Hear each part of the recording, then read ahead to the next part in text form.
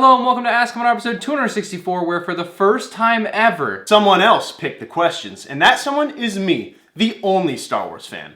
So this is the first time Ryan is seeing these questions. So if this video goes well, make sure you subscribe to MKM Brick. Let's get into it with our first question from Ethan Phillips, who says, Ryan, do you think the changing demographic of prequel fans into adults has anything to do with LEGO possibly dropping these prequel UCS sets more and more as we go along? Absolutely. I think it definitely has everything to do with it that first off, sets like the Final First Battle Pack have been incredibly successful to the point where they very likely are the best-selling LEGO Star Wars set, if not the best-selling LEGO set ever. But obviously as a bigger demographic comes of age, like a lot of us are in the 25-year age bracket now, like getting jobs, getting out of college, only being a few $10,000 in debt after getting out of college. I think that section of the LEGO Star Wars fans has shown to be a pretty large one, and as such, LEGO is responding by making UCS sets, even if it wasn't what they necessarily wanted to do. I think they were dying to make a new Death Star, but you know, Venator will fill in nicely this year. I'm very excited for that. So far, so good. No trick questions. He didn't pick any trick questions. Corey M says, what are your thoughts on the Pick-a-Brick cups changing...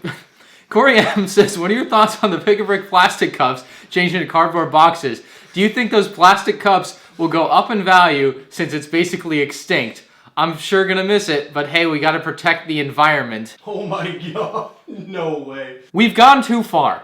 If we're worrying about whether or not the value of these plastic cups are gonna go up because LEGO's gonna stop producing them after like 20 years of producing them, I think our priorities are slightly misplaced with LEGO. Look, I'm all for investing in LEGO. I think it's a great thing for a lot of people. But if we're thinking about whether or not this plastic cup, which, what is it worth? 12 cents, 4 cents, whatever, is gonna go up in value. I mean, come on, man. We're trading penny stocks here. Like, what are we doing? So to answer your question quite literally, will they go up in value?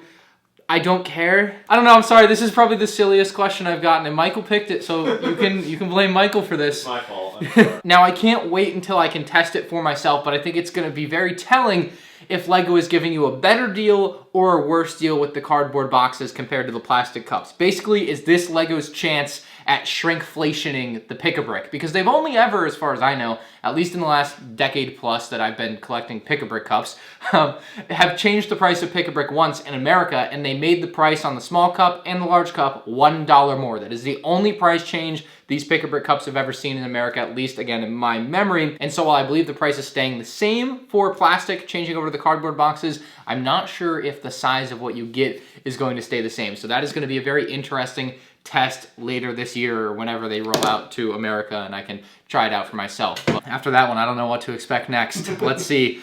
K Brick says, what is your favorite thing about being a LEGO influencer? Okay, good question. Thank you, Michael. It's all the free LEGO that I get from the LEGO group. So I guess tying the word favorite to the emotion of being happy, there are two things that I can think of that make me the happiest. The first being when a video just does really well. Like, I get really excited that and that's just an instinctual like YouTuber thing that goes to anything. It's like, oh, my video's doing good. And I guess the second part of my answer is going to be too, but like my video's doing really good and I'm really happy that I'm getting views, because that's kind of like the whole goal of YouTube is you want to do good videos that people want to watch. I am also at my happiest when I'm literally talking to fans at conventions. Like, literally meeting people that watch my videos is always the coolest thing to me. Some people don't want to talk as long as others, and that's totally cool, but it's like the most fun thing to me. So yeah, I think those two things there is when like a video is doing well and I've like put some work into it and it just feels like the payoff basically. And then kind of, I guess the long payoff is getting to meet someone that has watched your videos for a while and wants to just talk to you about whatever. So I think both things are my favorite things. The Nerds says, what Star Wars set brings back great memories for you a bit down the nostalgia path? Probably 2009 Clone Walker Battle Pack. That came out around when I started YouTube and was the genesis for like a lot of where you've seen LEGO Star Wars YouTube go to this day. Like it was kind of like the starting branch for a lot of things. So I would go with that set without getting too deep into it. Matt says, if LEGO starts producing prequel era diorama sets, which is one scene from each prequel film that we'd like to have as a diorama? I think I'm gonna be pretty lightsaber duel heavy on this. Really off the cuff here, Darth Maul versus Obi-Wan and Qui-Gon is a pretty basic one that I think a lot of people would want. They already made like a pretty good playset of it in 2017, but I think it could definitely translate nicely into a diorama set, kind of like we see with the Death Star Final Duel over there. There was a playset of that, and then they made a diorama, and I think the diorama turned out fantastic. For episode 2, the Count Dooku duel isn't that cool for a diorama set, I would say. I think that's just a better play set. Oh, the Jango Fett like platform where he fights Obi-Wan, I think. I saw a mock. I think that looked really good, although the way it's built in particular for the mock isn't practical for an official LEGO set, but something in that vein would be pretty cool. And then episode 3, I think I talked about this recently, Mustafar is definitely my episode 3 choice. I mean, there's tons of things I would love to see from episode 3, but if there's one, you have to say Mustafar because that's the iconic duel from that movie. Gus Warner says, do you think the price of Paz Vizsla will increase due to the latest episode of The Mandalorian? It already has increased quite a bit. Michael, you've been up to date on it. It's like $40 now. $40? Yeah, something like that. That set was on sale last Black Friday for like $18. So there'll be people being like, think of look, the set was out for a year and a half. You had the opportunity to get Paz Vizsla. If this figure's expensive now, you had your chance. Is my point of view on it. Now it's expensive. Yeah, the price has increased. It is now a rather expensive figure in the landscape of LEGO Star Wars because the character died, which means the character won't be in any future media. So there's no reason to ever want him again. So I guess that's how it works. I don't know. The price went up. That's what the market did. Definitely a good recent example of how ravenous the LEGO Star Wars market can be at times. That price, I don't know what it was a week ago, maybe it was like 10, $18. Yeah, so $18? Okay, that's a little higher than I would guess. 20, I'm pretty sure. Yeah, no way it was above 20, but I don't know. Yeah, it's doubled for sure. Anyway, Only Grace says, do you think LEGO will ever remake another clone turbo tank? And if so, do you think it'll be downsized from the models like we saw in 2016? There's no way it can get smaller than it was in 2016. Just like the parts they used for that, like you just can't make it smaller. Like there's no smaller wheel piece that makes sense unless you're making a turbo tank that's like $20, right? Like that is the like base size of a turbo tank. I would imagine it'd actually end up being a little bit bigger than what we saw in 2016. So I think there's a good chance we'll see one. And we've gotten the ATT, we're getting a gunship this year. Turbo tank definitely could fit in next year. Maybe a Venator play scale next year. You just don't know what they'll do. But I think Michael picked all of these investing questions on purpose because I usually try to avoid the investing type of questions. Yeah. Master says, do you think the old 332nd Troopers will go up or down because of the release of the Swamp Speeder? So for those that don't know, the rumored Swamp Speeder set for around $30 is supposed to include 3 332nd Troopers. The current price of a 332nd Trooper is somewhere shy of $20, and so obviously getting 3 for $30 is $10 each, much cheaper than $20 each. Problem is, the difference is that the 332nd Troopers in the Swamp Speeder will have the helmet holes, the previous 332nd Troopers will not, or don't. The body and the leg, and I can't remember if there's a waist print, but they should be exactly the same. The only difference on this clone trooper should be the fact that the helmet will have the double funky looking holes, and because of that, I think the old figure will retain a good bit of its value. It definitely, like, a lot of people have been selling the figure, driving the value down lately. That's what I've noticed. I haven't sold any of the ones that I own, mostly because, like, I know the new figure's gonna suck, and I want nothing to do with that type of figure with the helmet holes. But as of now, factually, the price has definitely gone down. I think over time, as people realize that the new figure will just be worse than the old figure, people that can't afford the extra $10 a figure that, you know, maybe just want 5 or 10 of them and would rather just spend $100 instead of $50 to have the nice looking ones, will probably end up wanting to do that. Funny Vids says, MandR, why are you so handsome? Ah, Michael, thank you. Funny Vids, I don't know, man. Just luck of the draw, what can I say? Davey Baby says, when are you going to start your Hoth build? So I actually did intend to start this sooner, but there's 2 things at play here, one of which I won't talk about, the other being the office space that I'm gonna have at the Orlando Brickco store. Whenever that office space is ready, and it should be ready in the next month or 2, I'm not 100% sure on the timeline. I have to get in there and paint the walls soon. Ironically, it's actually a lot of waiting for the city to like pass the plans or whatever for the building and how they're gonna change the building for the new LEGO store and all that stuff. So there is some legitimacy to the delay. But the point being, when that eventually happens, like my review setup will be done there and my mocks are gonna be done here. But I can't just start building a mock on the only tables that I have to do any other videos. I mean, realistically with the open room I have down there, I could do it, but I'm like waiting to do it the way that I wanna do it. I'll let myself succumb to the toolbox fallacy there, but I think the way I wanna do it, if I wait a couple months, is the best way. And the other thing that I'm not talking about would make it a pretty cool and interactive way to build the Hoth MOC. So we'll see if the whole first thing that I didn't talk about comes to fruition. Katie Brick Studio says, Celtics and Nuggets finals, who wins? Personally, I take the Nuggets in a 4-game sweep. Personally, you're wrong. Next question from Nintendo Nerd or something says, how are you doing today? I hope it's going well. Well, I'm filming this video at midnight, so I'm kind of tired. We went to went to a toy store, that's right. I didn't film anything there, so I have no footage for you. It was but very cool. Sherlock, he says, what is the best part about the LEGO community? No, nothing really comes to mind. Michael, why don't you come answer this very difficult question you picked? Come on, you get to answer one. No, it's my reverse Uno card. No, come on. I don't have the good answer from the outside. You gotta dig deep though. No, you gotta answer this one. You have to answer one. You know, I really like when someone has like an opinion on a Lego set and then someone else comes along and tells them Legos for children. That's probably one of my favorite parts because that's pretty pervasive. Or the people that yell obscenities at people and then say, "You're toxic." I'm gonna use my phone a friend and call Sans. Hello? What is the best part about the Lego community? This is not Michael's voice. Oh, sorry, yeah. I borrowed Michael's phone to call you. I'm filming a video where I ask everyone what the best part about the Lego community is. So it's a feel-good. Is that answer not a feel-good one? I don't know. I'm in it for the plastic, not for the people. There you go. That's a good one. The people are simultaneously the best and the worst part. Absolutely. No, like there's no way around it. I've met some of like lifelong friends on YouTube or through the Lego community, right? However, on the flip side of that, I've met some of the nastiest people. Well, I guess I haven't met them. It's all just online internet trolls.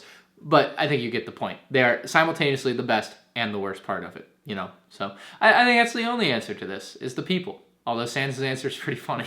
Tristan says, what buildable character would you like to see next? Personally, I want the Pitroid. Oh, I thought he was talking about like CCBS buildable character, and I thought you just threw me one of those. And I was like, they literally, Jyn Erso is still on shelves. They are never making those again. It's almost been 10 years, and it still hasn't sold. Anyway, the Pitroid is not a bad answer. I do really like that. That sounds pretty cool. A Gonk Droid's probably what like I think most people could get excited about. Like they're doing Chewbacca this year. It's probably going to be good. It's Chewbacca. People like Chewbacca. He's a fan favorite, but he's not a cult favorite like a Gonk Droid. Gonk Droid would get the people riled up. So I think Gonk Droid is up there. And they made it as a promo for the Skywalker saga. It seems like they know people like Gonk Droids, but they just haven't committed to it yet. So hopefully a Gonk Droid in the coming years. But Darth Tower says, mentally, how have you found living by yourself versus living with your family? Love your content. Keep up the awesome work. Well, thank you, Darth Tower. I don't know that I have thought about it very much or feel particularly much different. I do feel a bit more free, I suppose. Like, my parents never really imposed anything upon me that I felt like I was trapped or, like, couldn't do what I wanted to do, you know, that sort of thing. So it's not the biggest difference to me, as it might be for some people getting out from under their parents' roof. I've always felt pretty free there, you know? So I feel like I'm talking about, like, my last sports team or like I'm doing one of those sports interviews. Like, yeah, great people up in Boston, you know, but I got a better contract from Carolina. Michael, you live on your own. How was that? Like, did you have a bigger, you know, what's it called? Like culture shock in changing? My parents come home a lot, so it's not, I feel like, yeah, it's really not that different either. Like, every day at 5 o'clock? Ask for permission to go out, you know? No, it's neat. You get 3 bathroom passes a day. Alexander says, if you could create a Lego set from a TV show, game, or movie of your choice, what would it be and why? I think my second biggest interest in life, second to Star Wars and Lego Star Wars, obviously, is Call of Duty. So I would have to know what a Call of Duty Lego set would look like or how that could be made or whatever. And probably the most iconic thing you could do from COD is probably like Nuketown. You could always do something that's like Modern Warfare-esque and then it's just kind of general military or whatever. But some type of Call of Duty set would probably be pretty close to the top of my list. Lego Gamer 101 says, who is your favorite clone? I don't know what you're talking about. They are all the same, literally. Scoop says, do you read every comment? Not on every video. Absolutely not on every video. Couldn't possibly do it. But on Ask MandR, every week, I do scroll down, except for this week, I suppose. I do scroll the entire length of the comment section picking questions until I run out of comments. So I do read every question on Ask MandR weekly. This is the first week I haven't done that.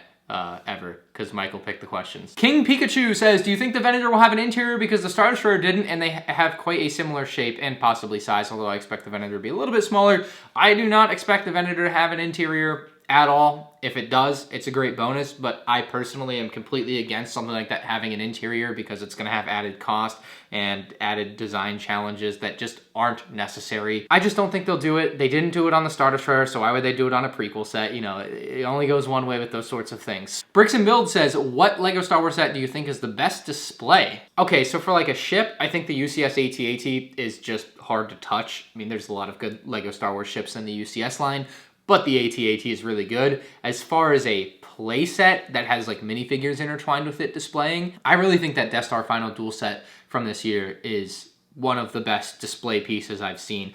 Look, it's expensive. It's $100. It's $20 too much money.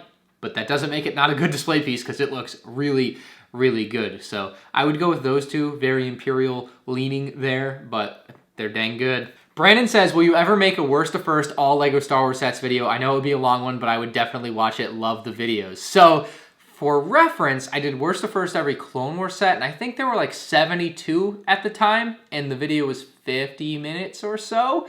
So call it 10 times that, and it would probably be like a 8-hour video or something. Maybe I could condense it to 4 or 5 by talking significantly less about each set. I do want to do that video, absolutely. Eventually I want to make that video. I've seen YouTube videos just where it's like 3 hours long and it's like the complete deep dive on this XYZ or topic. And they do well, and people like them, and I enjoy watching them from time to time. And so I would like to be able to create that sort of thing for every LEGO Star Wars set ever. There's another like project that it's more of a project, not even a video, that I want to work on called The Entire History of LEGO Star Wars, and that would also be a video that wouldn't, I think the worst to first would be much longer than The Entire History of LEGO Star Wars, because I wouldn't talk about every set in the entire history of LEGO Star Wars. It would just kind of go over some of the main points that have happened over the years and then some of the subtle things that happen in between. So at some point I will make that video. That is something that obviously would take a long time to do. That Clone Wars Worst to First took me forever to put together, so I can't imagine undertaking the entirety of every set ever made. Sour says, do you think The Mandalorian is better than Rebels? Oh, this is a loaded question. The Rebels is like a complete thing. The Mandalorian is not. And I haven't seen the last episode of Mandalorian yet for season 3, and obviously I think a lot of whether or not I like what happened this season will hinge on that finale.